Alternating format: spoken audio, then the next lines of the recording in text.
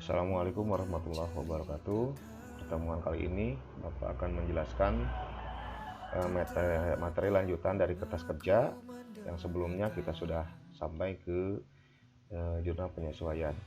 Nah, Bapak ingatkan lagi di sini saldo dari neraca saldonya ini harus sama ya. Kita lihat lagi di neraca saldo di sini saldonya sama. Begitupun dengan jurnal penyesuaian. Di sini jurnal penyesuaiannya sama saldonya 204.900.000 debit dengan kredit. Nah, cek lagi udah sama. Nah, selanjutnya di neraca saldo setelah penyesuaian. Nah, di kolom selanjutnya kita kerjakan neraca saldo setelah penyesuaian. Nah, caranya cukup mudah. Di sini hanya memindahkan saja atau memposting dari neraca saldo ke neraca saldo setelah penyesuaian bagi yang tidak ada kolom penyesuaiannya. Itu langkah yang pertama. Kita lihat di sini ada kas dengan piutang debit sama 134.500 dengan 69.400.000. Kita pindahkan saja langsung biar lebih cepat. Nah, di sini ya debit karena di sini tidak ada penyesuaiannya, langsung saja pindahkan ke sini. Yang kedua, di sini ada persediaan barang dagangan. Nah, di sini lihat di kolom debit persediaan barang dagang awal ini 85.600.000 ya. Kemudian di penyesuaiannya ini kan dimunculkan di penyesuaian persediaan barang dagang akhir sebesar 81.500. Nah, di sini kolom kreditnya persediaan barang dagang awal. Nah, di sini kita lihat di neraca saldo debit 85.600, kemudian di sini ada pasangannya kredit 85.600. Nah, berarti saldo awalnya ini menjadi kosong ya. Karena debit dengan kredit sama 85.600. Nah, di sini kolom di sini berarti di penyesuaiannya kolomnya kosong ya. Karena ada pengurangan dari debit ke kredit ya. Berarti sisa saldonya di penyesuaian hanya ada persediaan barang dagang akhir sebesar 81.500.000 rupiah. Nah, tinggal posting saja ke debit di sini. Kemudian perlengkapan kantor di sini penyesuaiannya ada 1.200.000 di kolom debit ya. Kita pindahkanlah saja. Lanjut di sini sewa dibayar di muka ada di neraca saldo 36 juta. Kemudian di penyesuaiannya ada kredit 18 juta. Nah, ini berarti di sini debit 36 juta, di sini kredit 18 juta, berarti dikurangi ya. 36 juta dikurangi 18 juta. Berarti saldo debitnya masih ada sebesar 18 juta. Nah, kenapa di debit 18 juta? Karena di sini kan saldo debitnya masih ada sisa 18 juta. Ya, dari 36 juta dikurangi kredit 18 juta. Jadi saldonya di sini 18 juta di debit. Kemudian angsuran PPh tinggal memindahkan saja di sini kolom debit. Sama di sini juga kolom kredit. Tipe tetap sama ya. Debit dengan debit sama.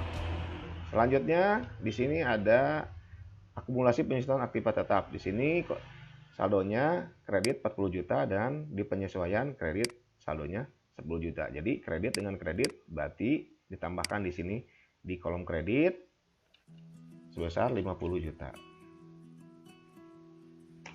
Ya. Nah, utang dagang di sini di kolom kredit. Kemudian ada utang bank di sini, tinggal memindahkan saja sama di kolom kredit. Ya. Kemudian di utang bank sekarang, utang bank hanya ada di penyesuaian muncul, utang beban ya, utang beban di sini penyesuaian muncul 8.600.000, tinggal pindahkan saja di kolom kredit. Itu pun sama ini modal putri di kredit Kemudian di sininya pun kredit. Selanjutnya ada Raif Putri ya. Raif Putri di sini kolomnya debit. Nah, berarti DNS penyesuaiannya pun di sini debit. Nah, selanjutnya penjualan. Sini penjualan, kolom kredit. Di sini masukkan lagi di kolom kredit. Ya. Nah, untuk lebih cepat kita posting aja di sini karena tidak ada penyesuaiannya. Dari retur penjualan sampai dengan potongan pembelian di sini kan tidak ada ya penyesuaiannya, kita langsung kopikan saja. Nah, selanjutnya di sini ada beban gaji 7.676.200.000 rupiah. Di sini di kolom debit ya. Ada penyesuaian 6.800.000 sama di kolom debit. Berarti tinggal menambahkan saja. Ya, untuk beban gaji tinggal menambahkan saja, berarti 76.200.000 rupiah ditambah 6.800.000 rupiah di sini di kolom debit sama 83 juta. Jadi tinggal ditambahkan ya, ini debit dengan debit. Nah, ini debit. Nah, kemudian di sini sewa, beban sewa di sini debit 18 juta ya. Tinggal posting saja. Kemudian di sini ada beban listrik dan telepon. Nah, di sini debit 6.100.000 ditambah 600.000 rupiah. Berarti tinggal menambahkan debit dengan debit ya sebesar 6.700.000 rupiah. Nah, kemudian di sini beban pelengkapan di sini ada 5.700.000. Di sini ada kredit ya, kredit 1.200.000, berarti debit di sini 5.700.000 dikurangi kredit 1.200.000. Nah, berarti saldonya masih ada di debit ya 4.500.000. Nah, setelah itu beban penyusunan akibat tetap tinggal posting saja. Di sini ada posisinya debit 10 juta. Selanjutnya ini beban lain-lain ya di debit.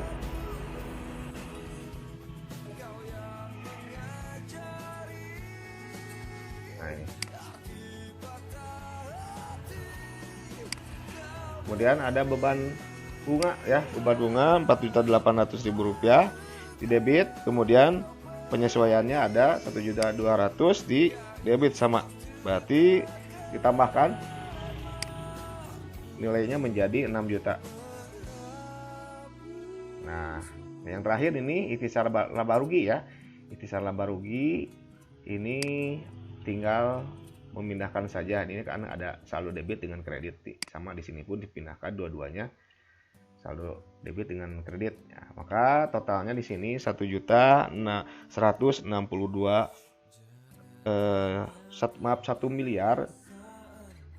1.162 juta rupiah debit. Kredit pun sama ya, 1.162 juta rupiah. Nah, berarti kolom ini harus sama ya. Kalau sudah sama seperti hal yang ini, seperti neraca saldo, jurnal penyesuaian, kemudian di sini neraca saldo setelah penyesuaian pun harus sama nilai debit dengan kreditnya. Berarti ini sudah betul ya. Nah, untuk memastikan lagi, kalian cross check lagi dari atas ke bawah, pastikan semuanya sudah terposting dengan benar. Karena kalau belum benar, nanti untuk pemindahan atau pemustingan ke ikhtisar laba rugi ke neraca pun akan mengenai ada kesalahan ya. Nah, untuk itu selanjutnya kita kerjakan ikhtisar laba rugi dan neraca. Nah, sebelumnya Bapak akan jelaskan dulu apa saja yang masuk ke ikhtisar laba rugi ya, dan apa saja yang masuk ke neraca saldo. Nah, kalau ikhtisar laba rugi itu namanya akun nominal atau akun sementara. Nah, akun nominal atau akun sementara ini ada dua golongan ya, ada dua golongan. Yang pertama golongan akun pendapatan ya, kemudian ada akun penjualan, akun pendapatan dan penjualan ya. Di sini ada penjualan, kemudian pendapatan atau penjualan ya, sampai dengan beban-beban itu masuk ke ikhtisar laba rugi. Jadi golongannya pendapatan atau penjualan dengan beban-beban semuanya masuk ke ikhtisar laba rugi. Itu akun nominal namanya. Kemudian ada neraca. Neraca itu akun real ya. Akun real itu golongannya apa saja? Yaitu golongan akun yang termasuk harta ya. Contohnya di sini ada kas sampai dengan pipe ya. Nah, untuk metode lain untuk memudahkan, pertama kita lihat nomor akun, awalan akun 11 di sini ya, sampai dengan nomor akun 3, awalan 1 sampai 3 itu semuanya masuk ke akun neraca ya, atau akun real, akun harta ya. Sekali lagi, yang awalannya 1 di sini ya kita blok saja biar memudahkan ya, sampai dengan kepala 3 di sini ya, itu semuanya masuk ke neraca. Bapak untuk memudahkan sementara Bapak blok dulu. Nah, kita pindahkan saja langsung ya. Tapi datanya itu diambil dari neraca saldo setelah penyesuaian, bukan dari neraca saldo awal di sini ya. Jadi tinggal pindahkan saja untuk mempercepat. Nah, ini kita pindahkan ke akun neraca. Nah, ya, ke akun neraca. Semuanya sama ya. Kalau posisinya di sini debit, debit. Kalau posisinya di sini kredit, kredit. Contohnya ini kas 134.500.000. Nah, di sini pun debit 134.500.000 sampai dengan prive ya. Prive di sini debit 15 juta, neraca pun sama 18 juta. Nah, selanjutnya yang kedua, kita yang ke awalan nomor akun 4 sampai dengan 6 ya. 4 sampai 6 itu masuk ke ikhtisar laba rugi ya. Ini adalah kelompok akun yang namanya akun nominal ya, atau akun sementara. Kita blok saja dulu biar kalian memudahkan untuk membacanya atau membedakannya. Kita kopikan ya yang di neraca saldo setelah penyesuaian.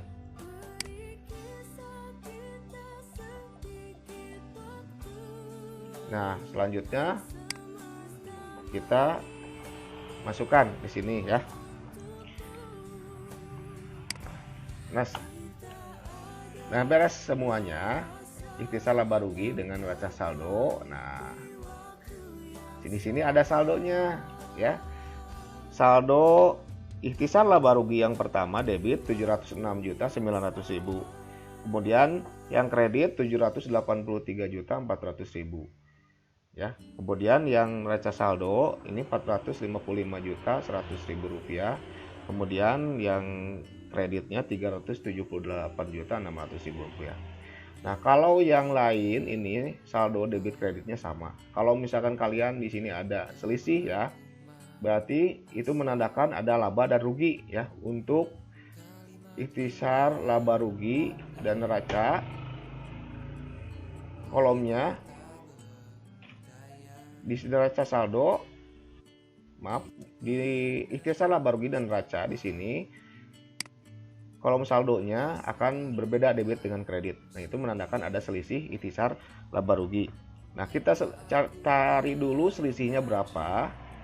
Di sini yang debit 706.900.000, kemudian yang kreditnya 783.400.000. Kita cari selisih kurangnya yang mana. Yang kredit lebih besar daripada di debit. Nah, selisih kurangnya berapa? Dari 783.400.000 rupiah ke 706.900.000 rupiah, selisihnya berapa? Nah, kita hitung besar selisihnya 76.500.000 rupiah. Nah, kita posisikan di debit. Kenapa di debit? Karena ini selisih kurangnya. Selisih kurang dari 783.400.000 rupiah. Ya. Nah kemudian kita lihat lagi di neraca. Di neraca sama. Selisih kurangnya yang mana? 455.100.000 rupiah. Kemudian 378.600.000 rupiah. Selisih kurangnya di mana? Selisih kurangnya kan di sini. Ini kan lebih besar, debit lebih besar daripada kredit. Berarti kurangnya di sini. Kita cari lagi dan ternyata selisihnya sama 76.500.000 rupiah. Nah kalau selisih kurangnya sama, ya di selisih kurang di laba rugi 76.500.000, selisih kurang di neraca 76.500.000, berarti pengerjaannya kalian sudah betul. Nah apabila beda, ya selisih kurangnya di itisan laba rugi beda dengan di neraca di sini beda misalkan ya, berarti itu pengerjaan kalian salah. Kalian harus cek satu lagi ke atas ya, sini barangkali ada postingan yang salah. Nah setelah itu kita saldokan. Nah pada prinsip akuntansi itu harus balance atau seimbang ya, berarti hasil akhirnya pun di sini nanti saldo akhirnya pun sama 783.400.000 rupiah untuk debit, kredit pun sama 783.400.000 rupiah. Begitupun di kolom neraca sama 455.100.000 rupiah, kredit 455.100.000 rupiah. Nah itu ya untuk pengerjaan kertas kerja. Bapak cukupkan sekian, silahkan dipelajari lagi. Insya Allah bahan ini akan menjadi bahan untuk penilaian pembelajaran di rumah ya. Terima kasih, mohon maaf atas segala kekurangannya. Wabillahi taufiq wal hidayah. Wassalamualaikum warahmatullahi wabarakatuh.